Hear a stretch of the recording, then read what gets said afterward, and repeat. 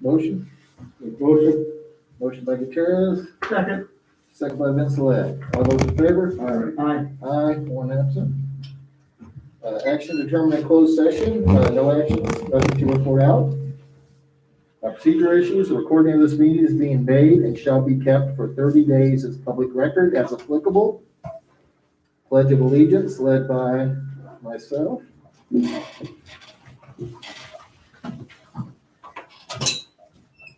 I pledge allegiance to the flag of the United States of America and to the republic for which it stands, one nation, under God, indivisible, with liberty and justice for all. Roll call of members present. Myself present. Mr. Gutierrez present. Mr. Bender present. Mr. Moore absent. Mr. Vincelette present. And student member absent. Item C, approve agenda. Can I get a motion? Motion to approve the agenda? Motion by Gutierrez, Second. second by Bender. All those in favor? Aye. Aye, and one absent. Reports and communications. Ms. Sally, do we have anything from a student board member? No, we don't. Nothing to report from student board member. RTA report. Mr. Corlman. Wow, just looking for my report. Here we go. I found it. Thank you. Good evening. Glad to be back to one of our meetings. I wanted to welcome Mr. Vincelette and Mr. Moore to the board in person. Got one of you. I'll get the other one next time. So congratulations and welcome to the board. I have 3 other items for the board tonight. First of all, congratulations to the teachers and RTA members that were nominated this year for the Teacher of the Year Award. A special recognition to the teacher chosen. I will let Mrs. Gaines give you more information on their accomplishments. Second on the board agenda tonight, I believe it's item 7D, is the school calendar for 21-22. Of 6 different options presented at the first meeting of the calendar committee, this was the one favored by the RTA Executive Board. Thank you to Lori Quellman, Becky Ward, Tammy Starkey, Jennifer Purpose, Stephanie Lafari, and of course Leanne Hargis for serving on the committee. RTA recommends approval of the calendar. And finally, we have met 3 times with the district negotiating on a new memorandum of understanding, an MOU, for in-person instruction when students return to the classroom. We have come to an agreement on a few items, but have many more issues that will need to be agreed upon. Almost all of the topics center around the safety of students and staff to minimize the risk of COVID infection for everyone and how to provide the best instruction possible. For us to get this done, the district is going to have to meet RTA on a few requirements, including the opportunity for vaccinations for all staff. This is a topic supported by CTA and teachers nationwide. We will meet again this Friday, and I hope we can make some useful progress.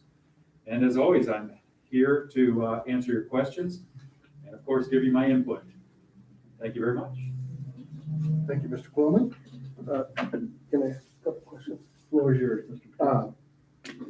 The vaccinations. Yes, Now, what if a teacher decides that they don't go?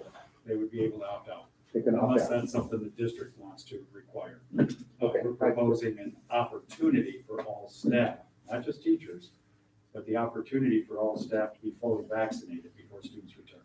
Okay, but not, it's not mandatory. No, that would be a district That's one of the, proposal. if because they want to make that. I just hear both sides. And now, how about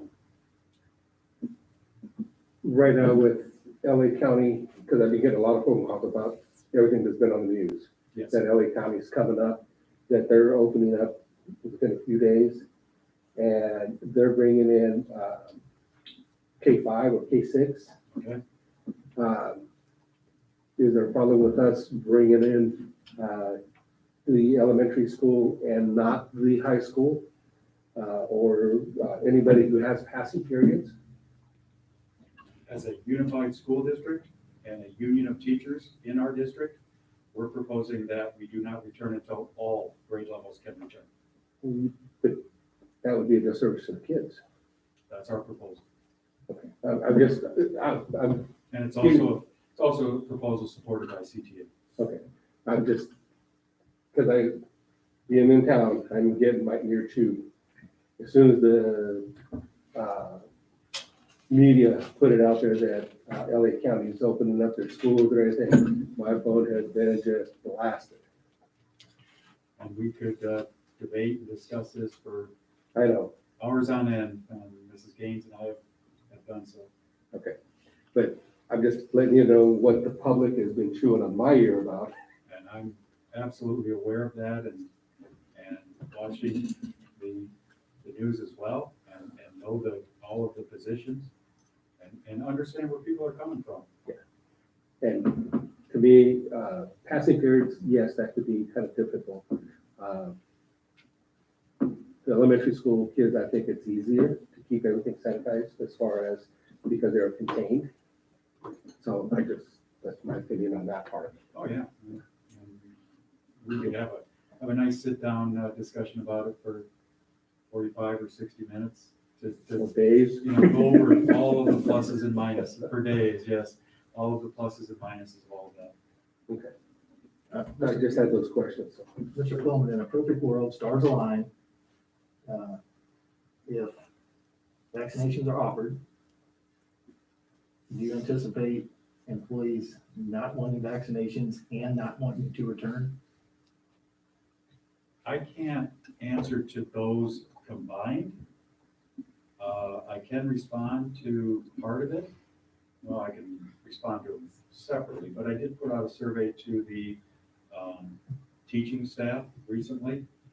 And I do know that, and I did it separately amongst elementary and secondary, and there is an interesting difference of opinion in the two groups.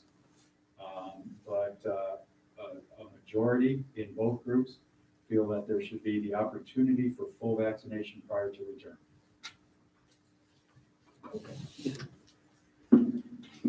Thank you. Anything else?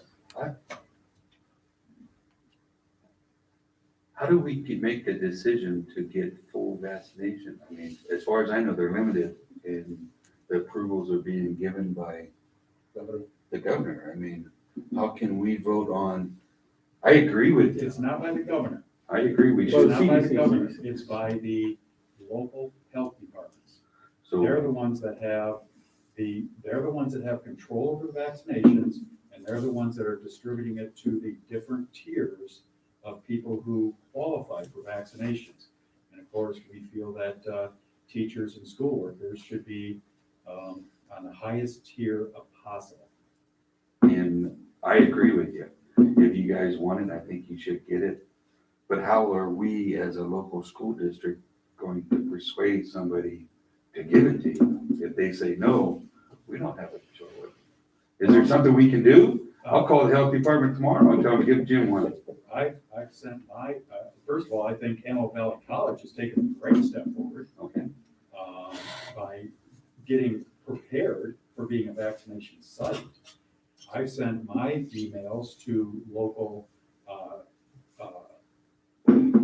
Congress people, Catherine Barber primarily, saying that not only should Antelope Valley College be a vaccination site, but Antelope Valley Fairgrounds, which is a phenomenal placement.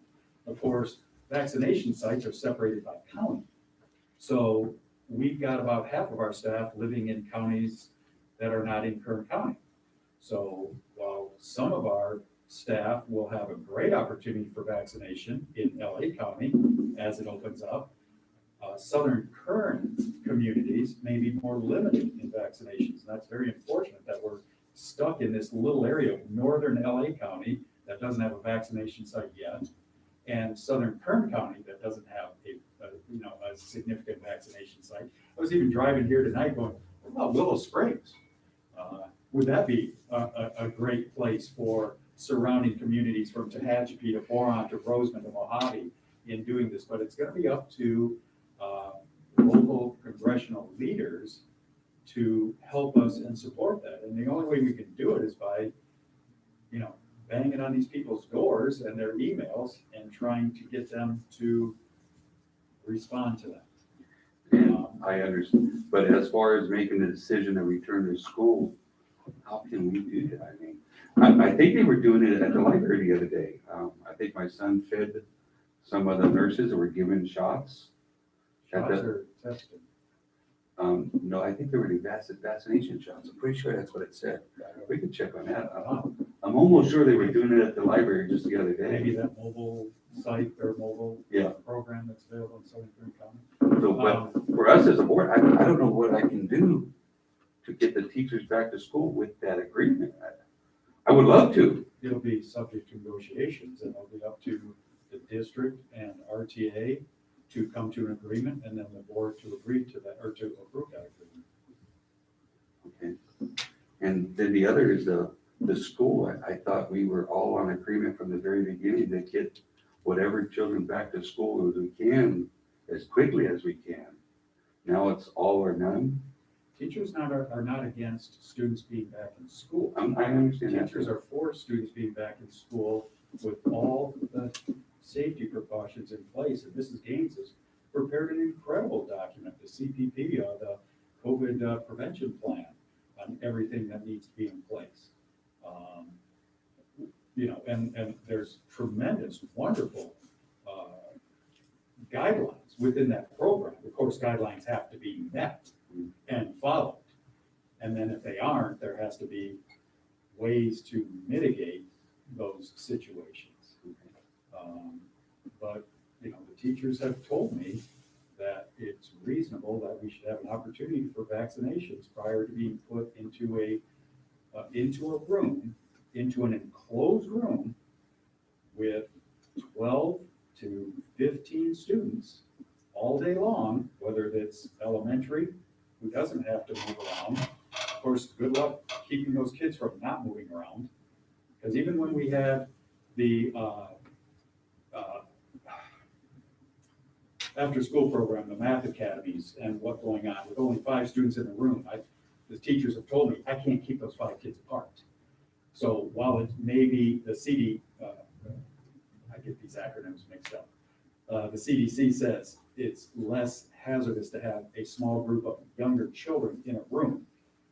The teachers tell me you can't keep them apart, and you can't keep them distanced and away from everybody else. And I've even had teachers say, I'm not worried about the students, I'm worried about other staff members and coming in contact with them. So there's a lot of issues that we need to come together on. And we're working to come together on those issues. And that's our goal, is to come together on these issues. I want that to be crystal clear that RTA wants to work together to come together on these issues. Okay, all right, that is crystal clear, Mr. Moore. Thank you. Thank you. Anything else? You good, Mr. McWhorter? Yeah, not really, just, we need to get the kids, and I was like, Mario's getting it, he's getting it from the parents, I'm getting it from the kids. So, when the kids are starting to buggy, saying it's time, we need to come up with a plan, and we need to come up on it quickly. And there are kids saying the opposite. Now, I've got a lot more saying, we want school. Okay, And so I think we got a way forward, and we'll press with that. that's all. CSEA report. I do have a note from Ms. Galindo that I will read. Good evening, Board of Trustees. Our e-board is reviewing a new district reopening plan and getting ready to begin negotiating a new MOU for our classified employees. We are excited yet cautious to see a return of students. Also, our employees have been grateful to have our district COVID testing site available to them, as well as having our unit members be a part of the staff maintaining the testing site. This is a wonderful opportunity for all of us. It will greatly help protect our coworkers, our families, and our students and their families as well. Some of our union representatives have already gone to get tested. Not only were the test results back in 48 hours, but the overall process was quite smooth. We have 23 classified staff who will be attending the Paraeducator Conference. Superintendent Gaines and Cbo Irving were gracious enough to help our people pay the $75 entrance fee. Our 23 members will be obtaining a great deal of knowledge to help with the success of our students' education. Lastly, we have had more and more members asking questions on how to sign up for the new summer assistance program. We are happy to see the people taking advantage of this wonderful chance to help boost their end-of-year income, as well as grateful to the district for helping us achieve this awesome opportunity. We hope you and your families are well and wish you the best moving forward. The best regards from the CSEA board. Thank you, Mrs. Galindo. Next up on the agenda is a CBO report. Mr. Irving, the floor is yours. Alrighty, first of all, I'd like to congratulate our teachers for their nominations this week.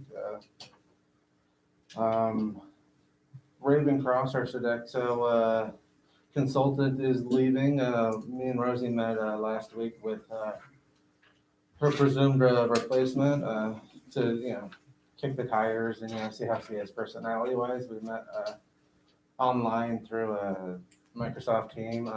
Next week, we're hoping to have a in-person meeting with Superintendent Gaines so that we can get a feel for her and see if get her acclimated to Southern Kern as quickly as possible and up to speed on how the food program has been operating with COVID and everything.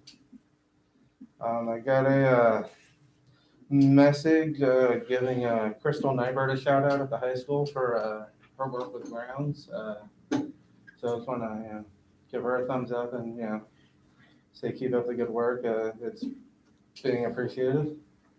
And then while we had the piggyback bid for the bus grant as part of the consent agenda, we also last week received back the signature pages from Eastern Kern. So we are hopefully ready to rock and roll on that.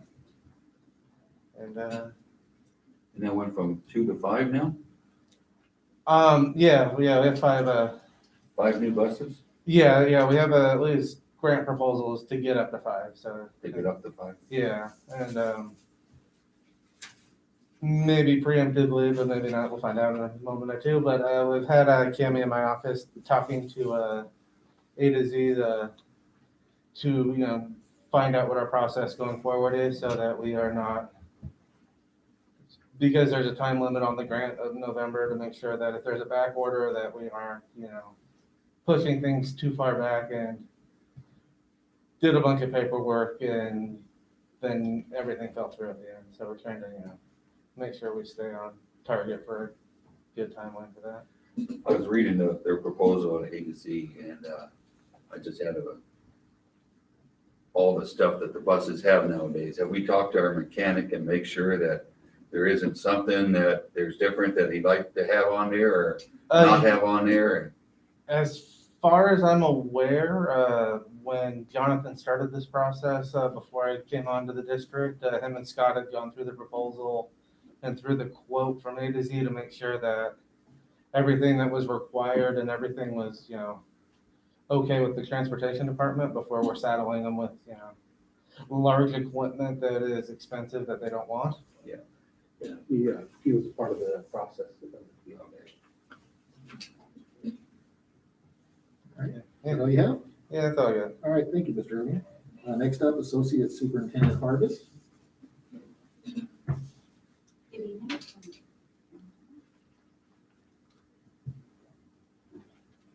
Good evening. Congratulations to all the teachers that received that honor of Teacher of the Year. Each one of them is very deserving of that award.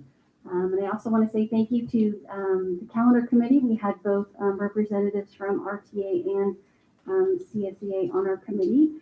We had lots of new people this year that had not done it in the past, so we had lots of great questions and just lots of great conversation as we went through those different calendars to see which one would best benefit everybody. So thank you very much to everyone that participated, and I think we have a pretty good calendar to present to you tonight.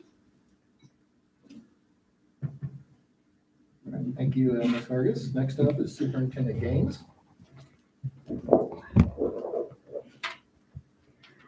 Good evening. I'd like to welcome everyone to this evening's meetings. I want to announce that although we have not received the actual award letter, we have been informed that Roseman High School Early College Campus will receive a CTE-IG grant this year of $184,709, which will definitely be very helpful in supporting all the CTE programs at Roseman High School. So kudos. I want to thank Robert and also Mrs. Akinini and her team who made that happen this year. I also want to announce to the public that we have 6 new kindergarten classrooms that are in the planning stages for Roseman Elementary School. And we just received DSA approval yesterday from the state architects to move forward with those projects as designed and planned. So now we will be going out for bid and hopefully we'll begin seeing some actual construction work this spring at Roseman Elementary School. I want to thank Mr. Quellman and the RTA team who selected our teachers for the grading committee. We have 32 teachers who will begin that work this February 25th. They got their first book, and as you can see, it's pretty thick. So they have Mr. O'Connor, the author, asked them to read the introduction and some of the case studies just to prepare for next week's first session with him. And hopefully at some point in time, we will be able to present to this board a grading policy for both for the elementary, middle, and high school to approve. I want to piggyback with everyone in congratulating our Teacher of the Year nominees, and I'd like to announce at Tropico Middle School we had Mr. Keith Meyer. At Roseman Elementary we had Mrs. Jennifer Weinberg. At West Park we had Genevieve Collins. Our Alt Ed representative and nominee was Jackie Stevenson, and Roseman High School Early College Campus was Mrs. Stephanie Tanksley. One of the things that we heard in listening to the write-ups on all 5 of these nominees, they had some very similar commonalities, such as they're very engaging, they're collaborative with their colleagues, they're compassionate, they're willing to share their best practices, they have a love of teaching and a love of their subject matter, and that is easily seen by the students in their classroom. And they excel at building relationships with kids, and that's very important.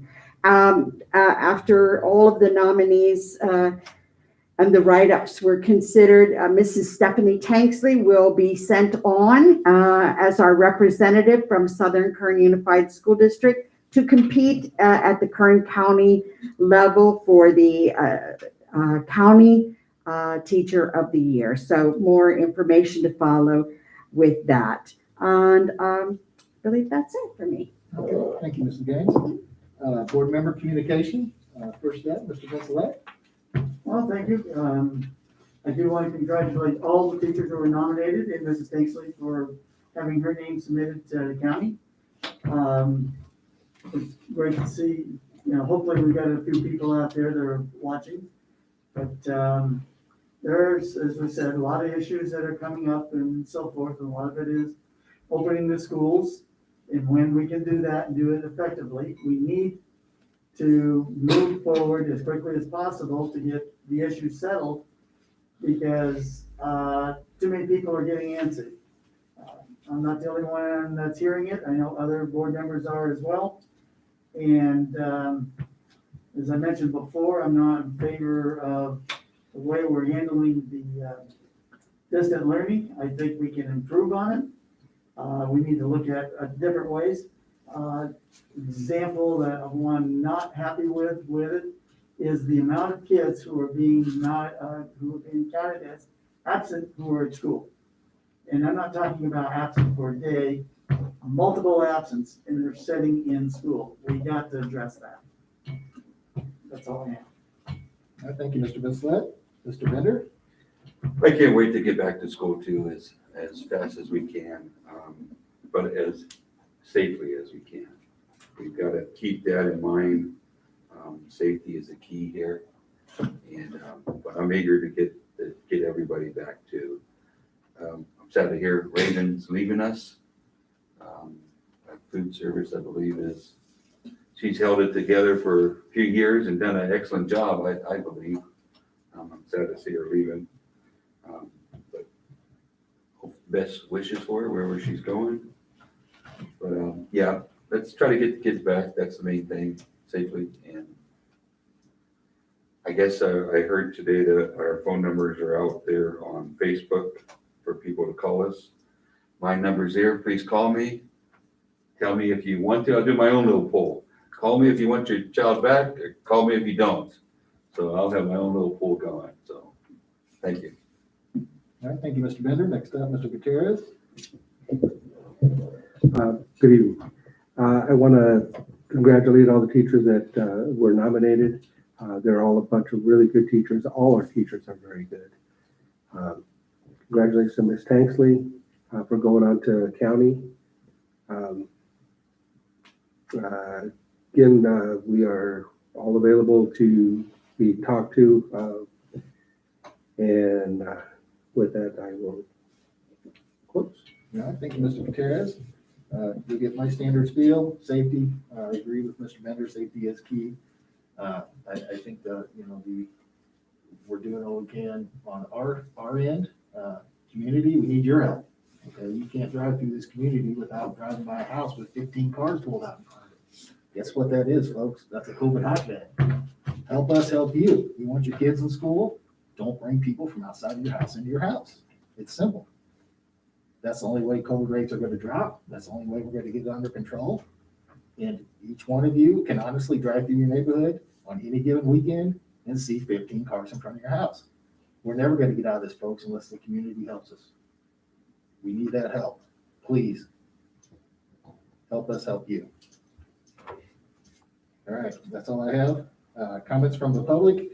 They're email only. No in-person guests are allowed yet. Members of the public may address the board on any item within the jurisdiction of the board by submitting presentation requests to the secretary. Members of the public are strongly urged not to mention personnel by name and are reminded that they do not have immunity from legal action if personnel are named. The board may limit each speaker to 3 minutes with a total of 20 minutes per topic. We do have quite a few tonight, or 4 actually. I'll read a couple and then Mr. Vinceletto will jump in, give me a break, and then I'll jump back in for a couple more. The first one is from Brooke Waxman. And as I go through, there are some child's names. I'll just change those to students, so we're not throwing names out over the airwaves, okay? Hello, my name is Brooke Waxman. I am a single mother of 2 bright, teachable, and eager to learn young girls. Student 1 is in the 1st grade and student 2 is in kindergarten, both enrolled at West Park Elementary. Our experience with distant learning has been extremely depressing and downright rough, for lack of better words.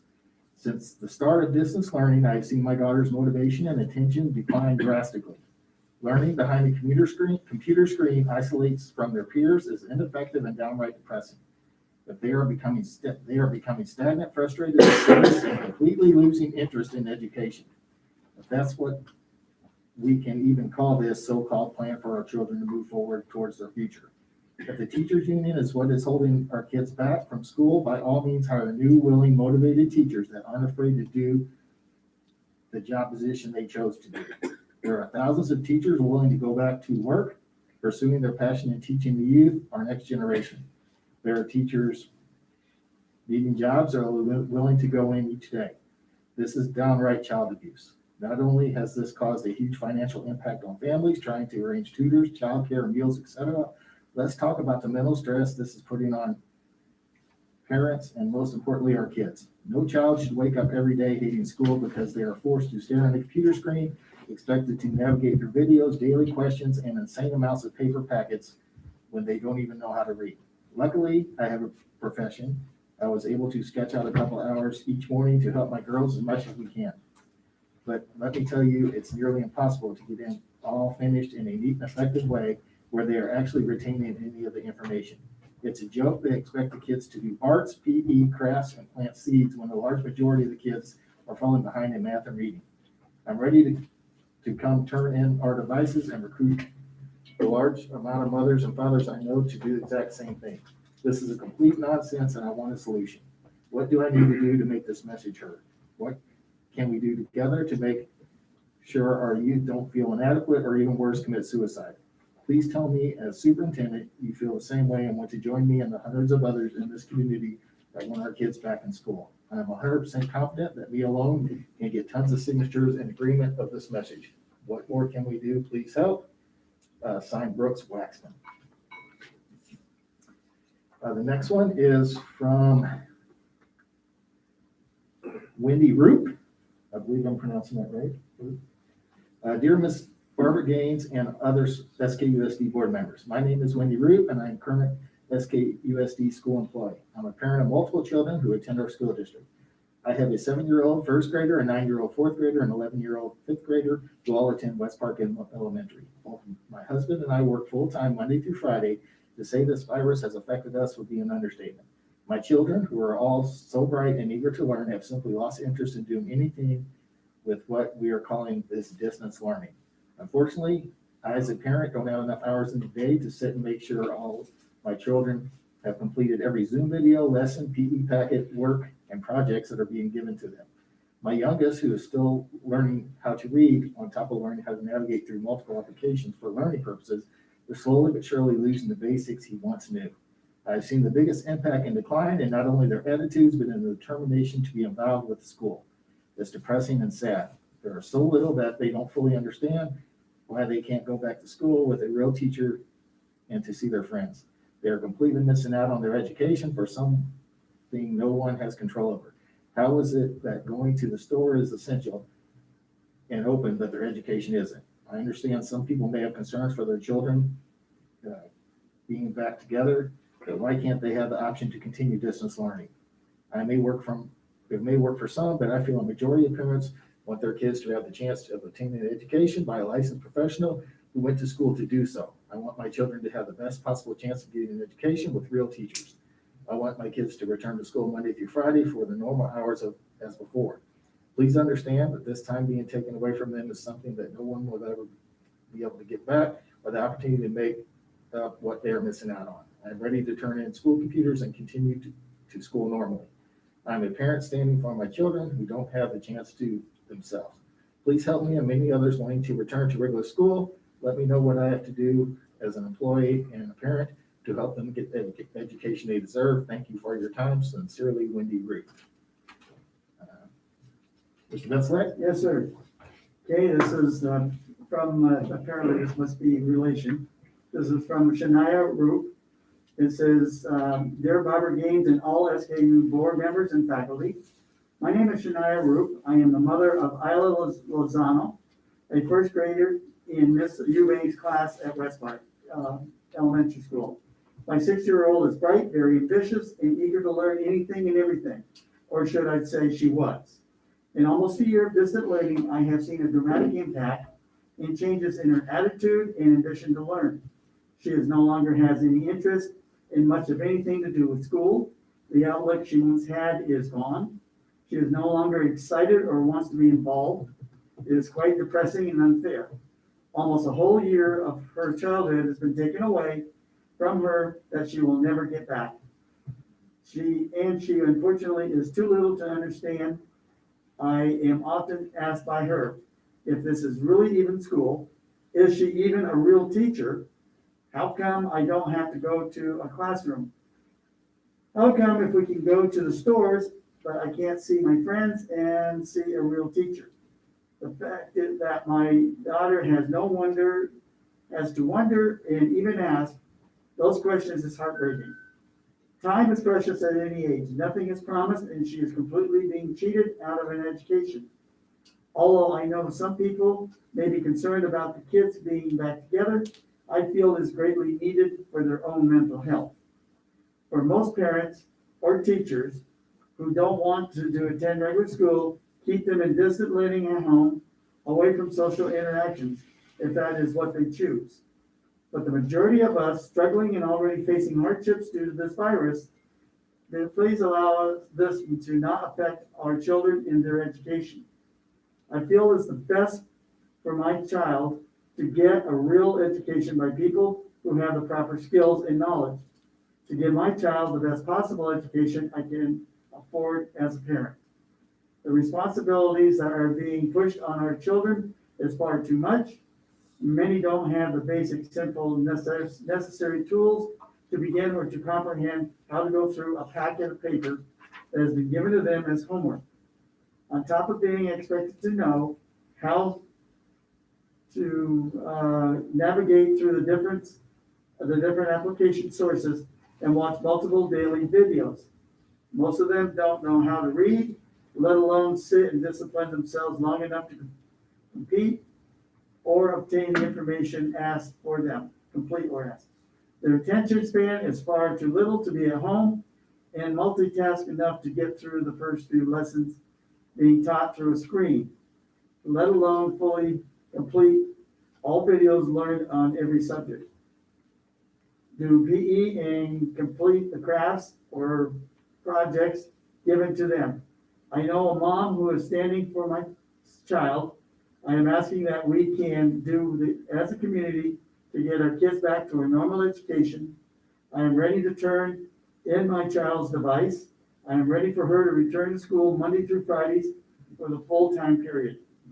My child deserves a proper education. Please help me and many other parents who want their children to return to school.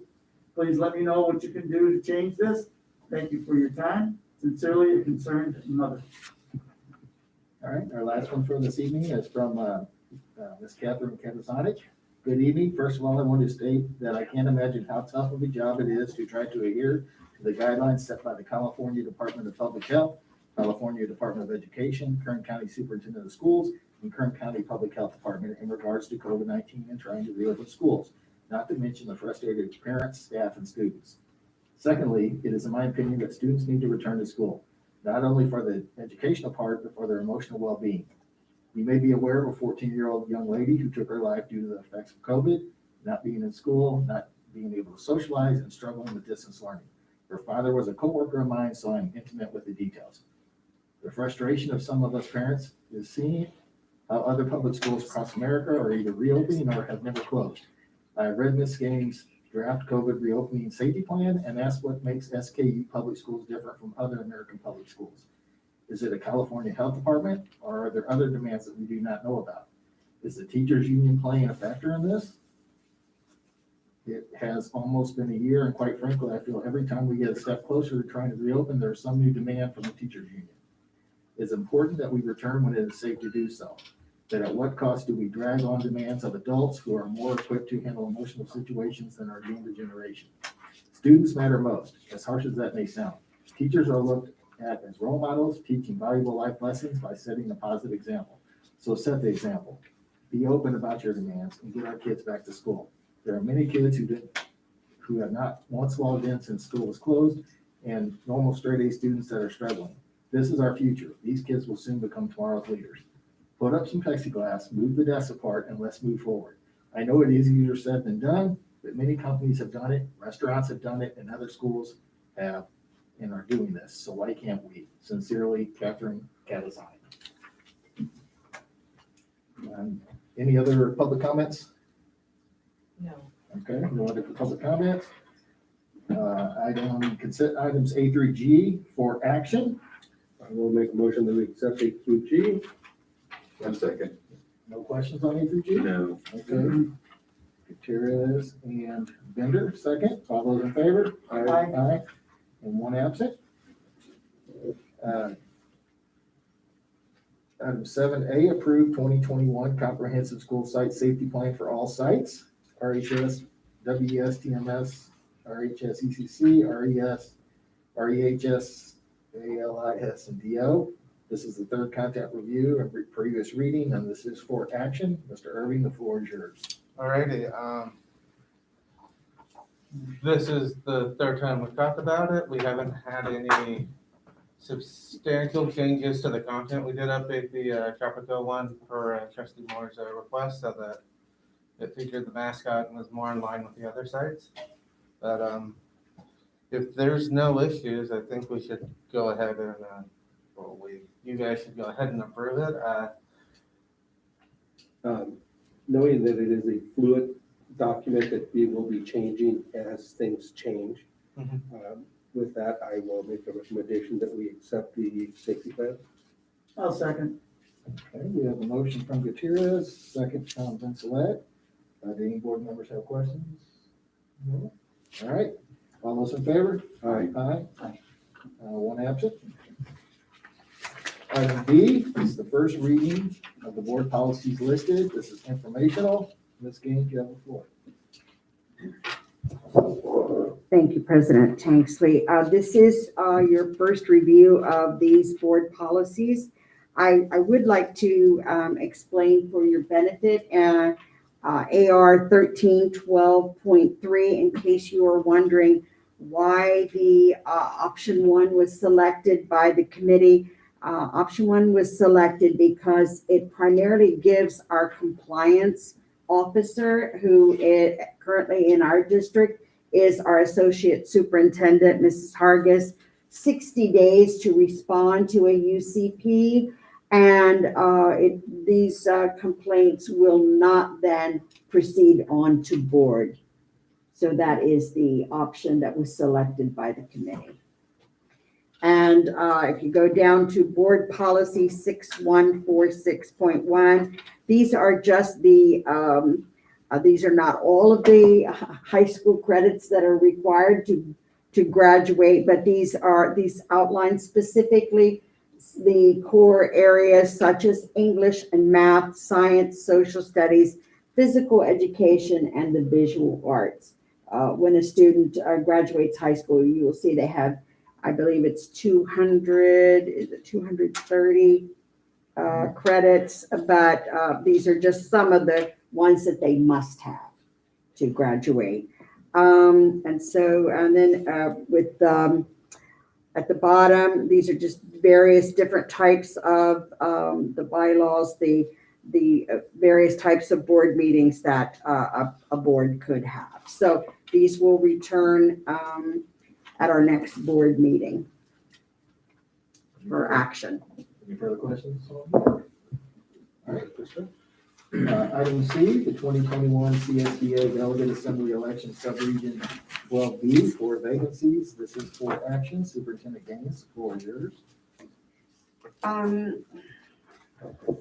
Yes, sir. These are, as you can see, the board is asked to vote, and there are 4 vacancies at this time. If you will see, there are 4 candidates, and all 4 of the candidates that you are being asked to vote for are incumbents. So they choose to return to this position. Pam Balfour, Tim Johnson, Jerry Rivera, and Keith C. Woolridge. And so they represent different school districts, in Kern County. So we are asked to submit our ballot by March 15th. Since there's 4 candidates and 4 seats, I recommend that we make a motion to accept all 4. I'll second that. Motion by Gutierrez, second by Mr. Vince-Elect. All those in favor? Aye. 1 absent. Item D is to approve the 2021 annual school calendar. This is for action. Associate Superintendent Hargis, the floor is yours. As I mentioned earlier, we had representation from both RTA, CSEA, and we also had Mr. Bender that joined us. We had 2 meetings. We were able to go through all 6 of the calendars. Each group went back to their respective association and talked about which calendar they felt best suited them. So just looking at the calendar, so we have our 5 days here that are for our new teachers. They come for 5 days of 5 days of training prior to the start of school. The 10th will be the all teacher training day. And then the 11th of August will be the start of school. We have the 18th and the 25th are back to school night, as well as September 2nd is also a back to school night. This is high school, middle school, and elementary. We make the high school the latest because they have more schedule changes. So that way when parents come, they actually will be talking to their student's teacher. We have Labor Day holiday. Then we come over here to our parent conference day. The day after is a non-student day. We had to move. So the Great American Shakeout is always the third Thursday of October. Since we won't be here because we'll be doing the parent conferences, we have moved it to the 19th. So we still will be participating in that. national drill. We'll just be doing that on a different day. And then we have a Veterans Day here. Veterans Day is going to be on a Thursday this year. It's the one holiday that you can't move. So we have Thursday. We'll be back on Friday. Then we have our Thanksgiving break down here per the CSEA contract prior to Christmas break, spring break. They need to have that minimum day because their day is reduced. So we put a minimum day there for, am I doing that when I touch it? Yeah. Oh, I'm Yes, sorry. you're doing. Sorry.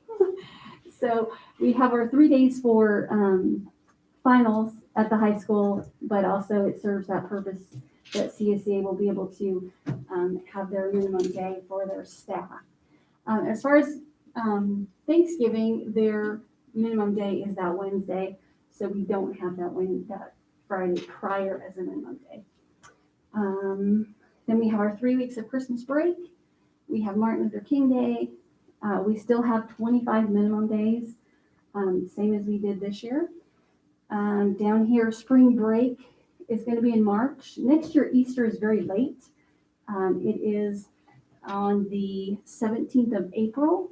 So we kind of talked about a couple different reasons why we should have spring break in March rather than April. Our last holiday would be President's Day. So, that's kind of a long haul between President's Day and the end of April, not to have some time off. But more importantly, we do have our CASP testing that we do. And we try to push that as late in the school year so that students have as much education under their belt before they're asked to take those tests. So we talked about, well, you know what? If we had spring break down here in April, we would have to start testing earlier. We would come back and we'd start testing. And then we would go off for spring break and we still might not be done. So then we would be taking a break and then having to come back. So we decided that probably taking that break prior to testing would be the best for students and for staff as well. Good Friday is always a day off for CSEA. So Easter is Sunday, April 17th. So we'll have that Friday the 15th off. Be back on the 18th. And then we have our Memorial Day down here the last 3 days for finals, graduations, and those type of things. So any questions about the calendar? Was there any discussion on concern for minimal time for professional development for staff? Not really, because that's a negotiable item. So we would have to negotiate a day in there. So we are hoping that at some point we'll be able to, get the 9th, but at least the 9th.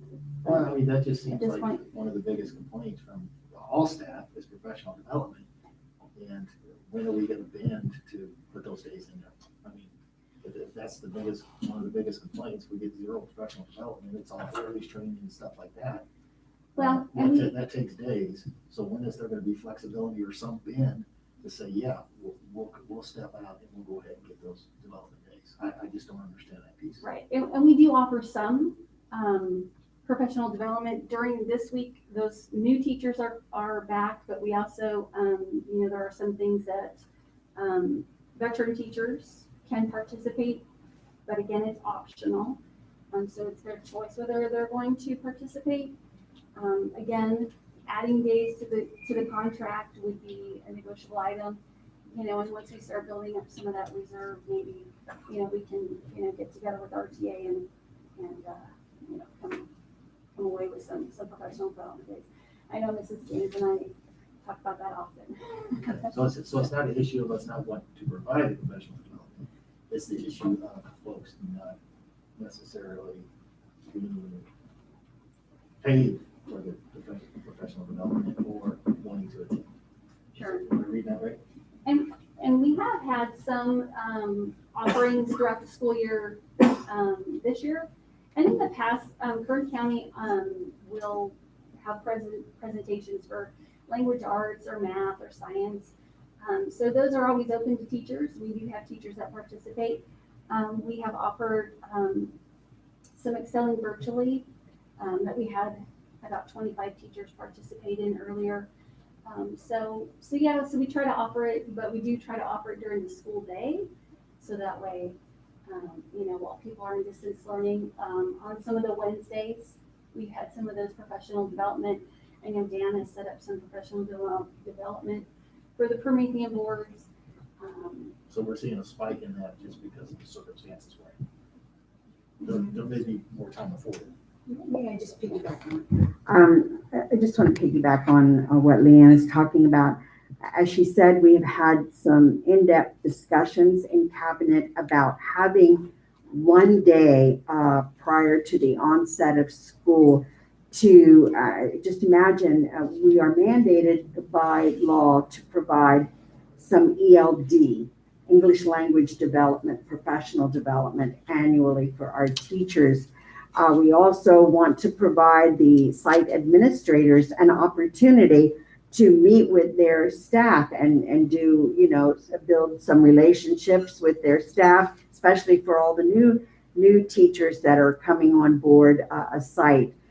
So this is all having to be done within one day's time. I can tell you, it's a nightmare. Mrs.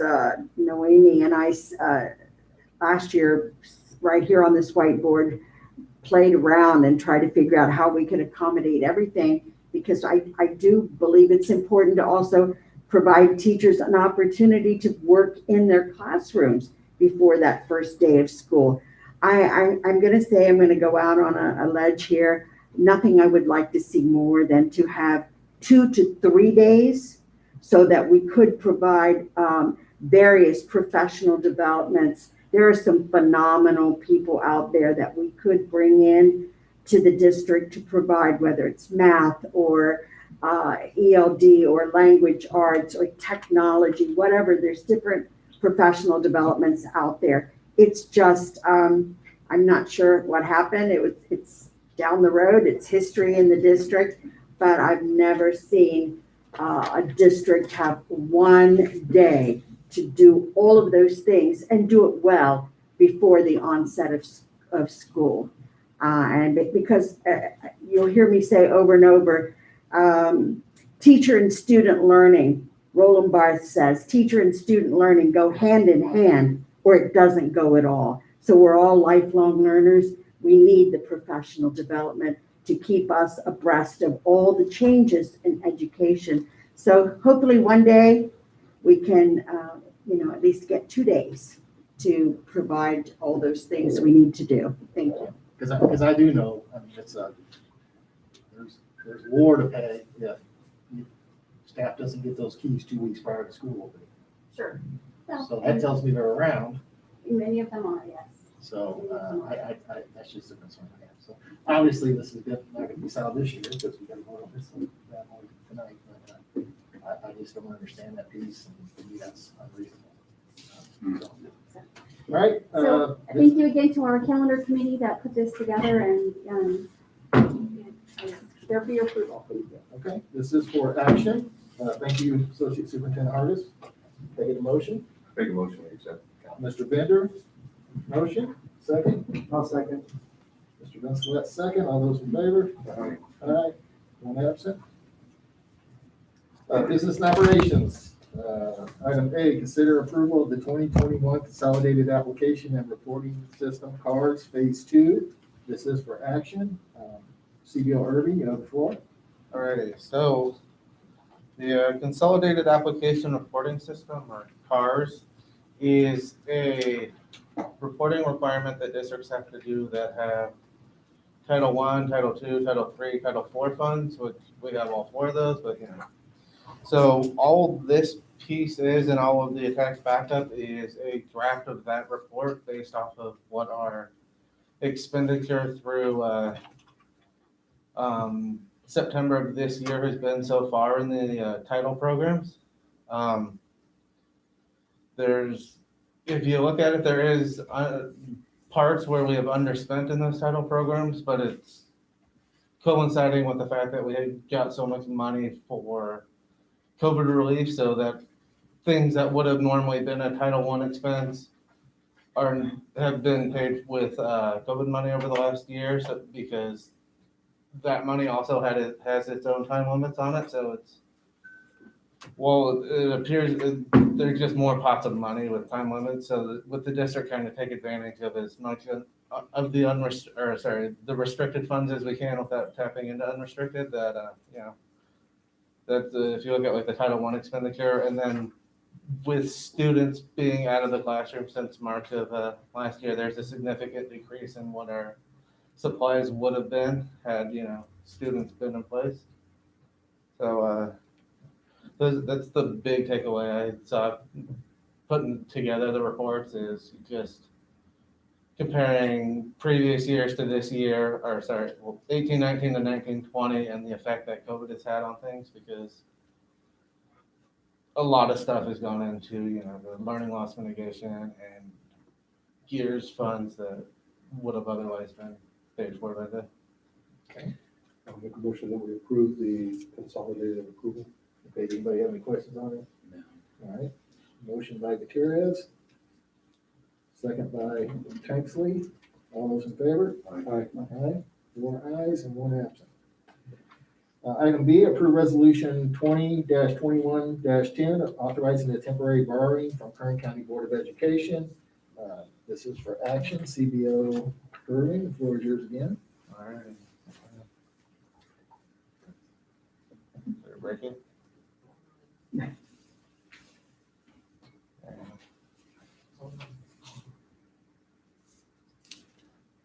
I gave all of you guys a copy of this PowerPoint. What I did is I took information from our Kern County Superintendent of Schools comment message for our second interim, and a presentation that Government Financial Strategies put together back in May of 2020 to kind of give a broad overview of why we're doing this. I'm not going to go into full detail on every slide, because they used a lot of words to take something that could have been said in one sentence. So here's my sources. So the reason why we need to do the train is because of this year's state budget. Districts, we're on a deferral system. So if you look at the chart, we can see at the very bottom that February, the apportionment that we would be getting for February, we won't see until November of 2021. Same on through March, through October, and so forth, until we get to the top of our pyramid of the June and July.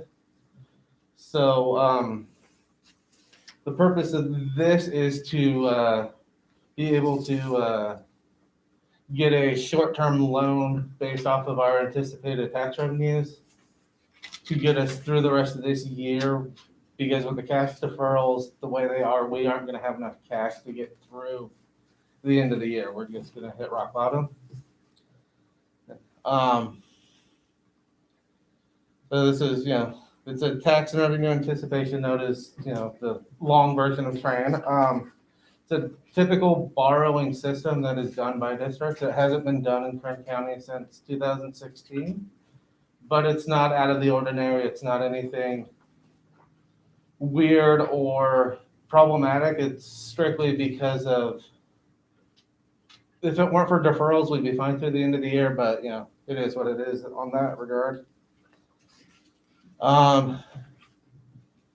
Really, this is a lot of words to say that we can't have a TRAN for more than 13 months is really the long and short of several bullet points that they put together with the language from the government code. It's short-term short-term loan in terms of it's anticipated to be paid back within the year. It's not going to carry on any further than that. Our repayment process is the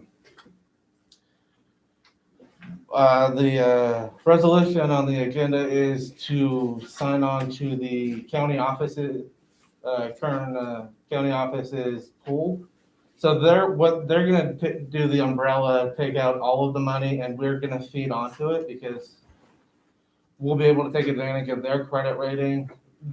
Them borrowing on a scale county-wide, they'll be able to get a lower rate than we would in anticipation of, we're expecting it, final total to be $2 to $1.5 million, where the resolution itself has a limit up to 5 million. We're not gonna need a full $5 million. I've worked with government financials on our cash flow to get a, more narrow target than just the broad 5 million, so. But the repayment process is, since we're going under the umbrella of the county office, they will set up a schedule, and then as we get our apportionments back, they'll take off pieces of that until they've been paid back. Across fiscal year, just more details on what happens. Okay, if it's a note that's always supposed to be a year long, but we have to move fiscal years, what is the process? And just the accounting side of it, of making sure that money is accounted for in the proper year. The ways to issue it, theoretically, we could go out for one by ourselves, but as I just said, like the size of our district compared to the buying power of the county office, if they're doing a full pool with all 50 some odd districts, or even a portion of that, they're gonna have better options in terms of people willing to pick up that debt. So, and then this is the structure of the pool, which is more of what I've already said. They're KCOS's credit will be looked at, their ratings. So the interest rates on whatever they'll be able to get are going to be much lower than if we were to do it individually. And that is, I believe, the last slide. Yes. Oops. But anyway, I wanted to give you that brief PowerPoint and kind of sped through it, but there's also the memo that accompanied the resolution that outlined more of the details of specifically the district and the current pool, but kind of give a little bit broader overview of why and how, and it's, given our past financial history of that, it, while not great, it's not also a red flag that we're sliding backwards instead of making progress on that front. Any board members have questions? What did you say the interest was? The interest, we don't know yet. We'll find out once the current County Board of Education makes the final sell. It won't exceed 5% per the resolution, but it's expected to be 0.5%, maybe 1%, but it won't be totally known until that final purchase or till the final deal is set up through the County Board of Education. So in February, we're supposed to get 1.54 billion. Yeah, that these the totals are That's the based. whole East Current? No, this is the entire state. Okay. But yeah, out of there's what would normally be our February apportionment, we're gonna get roughly 53% of that. Or sorry, we're gonna get 47%, and the other 53 is being deferred into next November.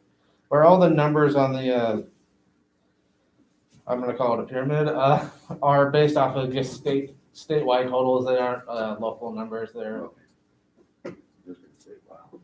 Yeah, no, yeah. 5%, that's quite a bit of interest, I mean. And that's typical, you said that schools do this? yeah, schools. Yeah, we haven't had to in the last few years just because of the way revenues have gone up with the LCFF. But this year, with the deferrals starting as early as they are in the year and not getting that money back until November for what is going to be deferred from this month, without having a adequate reserve base to pull out of, we're gonna have to do it. And we don't think we have that reserve yet? or- No, we're not, yeah, we're not gonna be able to make through, the Okay. end of the year without it. Just by looking at the spreadsheet, we're probably gonna be a couple million short by the end of the year. Yeah, we're expected, looking at our latest cash flow, to be about 2 million short. So while the, language in the, resolution allows for up to 5 million, we're not gonna. No, which is what we're needed. Yeah, and we're gonna only take what we need. We're not gonna have any, we're not allowed to take any really, we're not to, try and pad out things and borrow higher than we need to. But that's, Mr. Rensselaer, do you have any questions on it? No, We used to have to do them quite well, often yeah, before. quite often, yeah. Okay. I'll make motion that we accept. I'll second. Motion by Gutierrez, second by Vincelette. All those in favor? Aye. 4 and 1 absent. Instruction and curriculum, item A, Mileage Revised Quarter Report, October, November, December 2020 on the Williams Uniform Complaint under Education Code 35186. This is for informational and acknowledgement. Associate Superintendent Hargis, you have the floor. I wanted to let you know that we were able to revise our Williams complaint. If you remember back in January, we did have to report that we had 2 Williams complaints. We still do have the one. We were able to rectify that, and we are working on that. But the second one, we did find out that our hiring process of our PIP, STIPs, and interns was appropriate. In going back and we talked with schools legal and we talked with some of our surrounding districts, we are not obligated to non-reelect them provided they have a document to come back on. So if they're a PIP, they have requirements that they have to complete in order to be able to have that STIP document the following year. And same thing, STIP, they have requirements, and as long as they're doing those requirements and they are eligible for a document come the following school year, we are able to keep them on staff. So we were able to say that complaint number 2 did not fall under the criteria of the Williams complaint. Can I ask a question on that?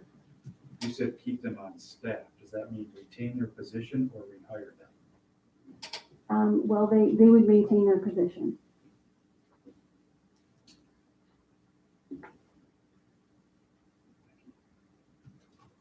All right, any Is other, that's not an action item. it's an acknowledgement. Right. Acknowledge that. Because it changed, I guess. So we will resubmit it to the county without correction. Okay. I'll make motion that we accept that correction. Okay. Motion from Gutierrez, second by Bender. All those in favor? Aye. Aye. 4 and 1 absent. Item 10, personnel items. A, approve the following list of personnel items. This is for action. Superintendent Gaines, the floor is yours. Yes, sir. As you can see, we have one classified employee sub that we are hiring, and we've had 2 teachers resign. And that's pretty much it. We do have an intern psychologist who is volunteering who is shadowing one of our school psychologists just as for them to learn and get the feel of what the job entails. I'll make a motion that we accept personnel as written. I'll second. Motion by Gutierrez, second by, is that Vincelette? That's right. Okay. All those in favor? Aye. That's 4 and 1 absent. Item 11, for action, adjournment. Can I get a motion? I'll motion. Motion by Vincelette, A second. second by Bender. All those in favor? Aye. 4 and 1 absent.